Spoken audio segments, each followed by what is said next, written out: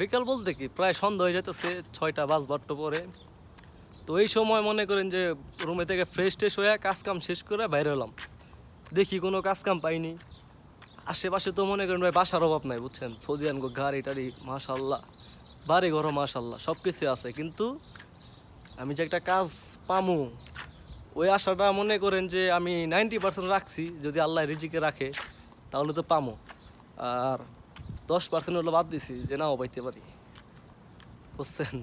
এখন বাকিটা হইলো উপর আল্লাহর নির্ভরে, বুঝছেন ভাই? বাইরে এলাম রাস্তাঘাটে, এই এই হলো রাজপ্রাসাদ সৌদিয়ান গো, ভিআইপি ভিআইপি বাড়ি সব। আর রাস্তায় তো মাশাল্লাহ গাড়ি গুড়ির অভাব নাই, সব কিছু আছে। কিন্তু আমগোলাই গিয়া মানে আমরা তো আরবি পারি না, আমগোলাই গেলেও কাজটাই নাই, বুঝছেন ভাই? এই বাইরের কাজটা হলো আমগোলাই নাই। চেষ্টা করতেছি যদি কাজটা পাই তাইলে যে কোনো কাজ অবশ্যই কাজটা করুম।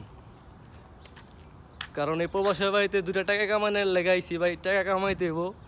চেষ্টায় আছি যে বাইরে থেকে জানি কিছু টাকা কামাইতে পারি। সবাই দোয়া করবেন আর ভালোবাসা রাখবেন সবাই আমার জন্য।